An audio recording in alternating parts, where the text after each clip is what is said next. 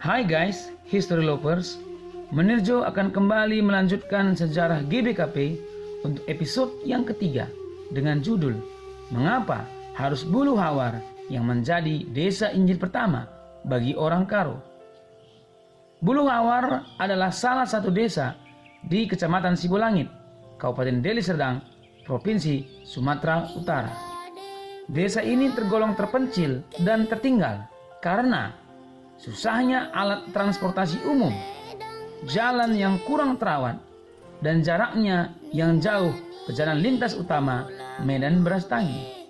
Meskipun demikian, tapi nama desa ini begitu dikenal oleh khalayak ramai, khususnya warga GBKP, sebagai desa di mana Injil pertama sekali diberitakan kepada orang Karo.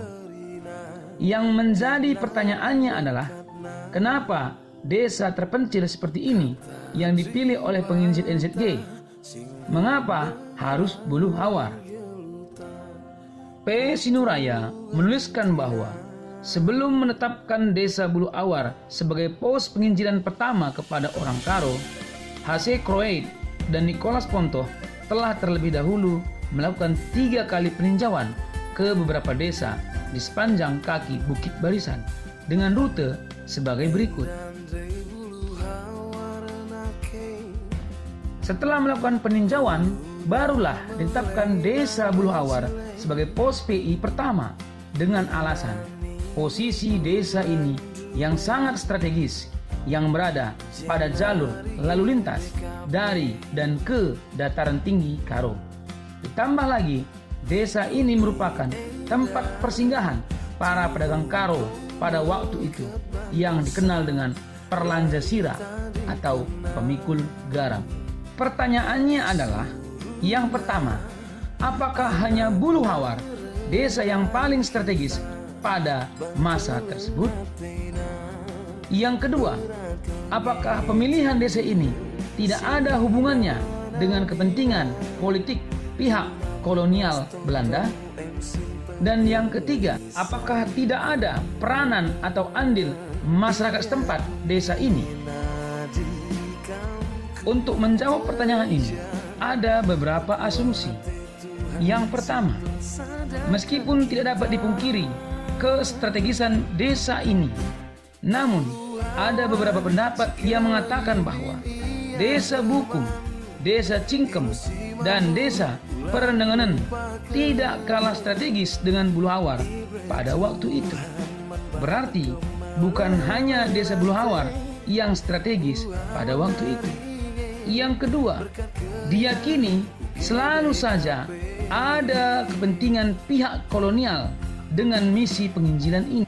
Karena dasar pemanggilan penginjilan ini juga adalah usaha untuk menjinakkan orang Karo agar tidak lagi mengganggu perkebunan Belanda. Selain itu, diyakini juga bahwa kepentingan pihak kolonial ikut menjadi penyebab utama mengapa Kroeit akhirnya meninggalkan misi ini.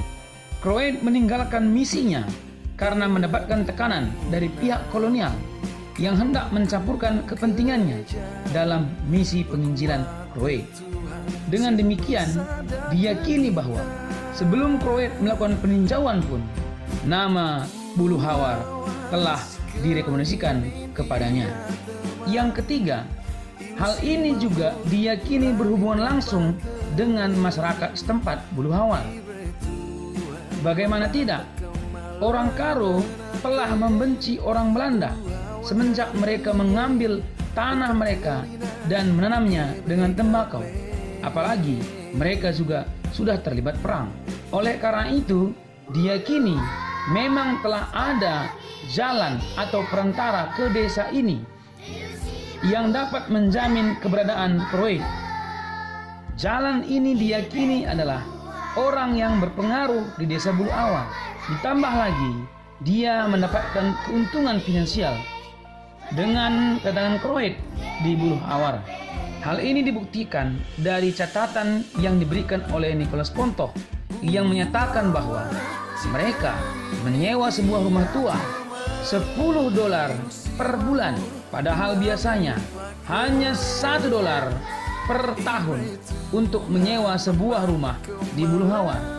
Dengan keterangan ini, tentu pihak tersebut sangat mendapatkan keuntungan yang besar dalam usaha ini. Dengan tambahan asumsi ini, diyakinilah masih ada beberapa alasan lagi mengapa Buluhawar yang dipilih menjadi desa pertama untuk pekabaran Injil bagi orang Karo.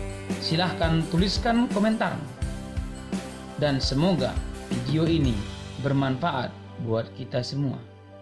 Jangan lupa nantikan kelanjutan sejarah GBKP untuk episode yang keempat dengan judul Berhasilnya Orang Karo Dikristenkan. Tuhan memberkati kita semua.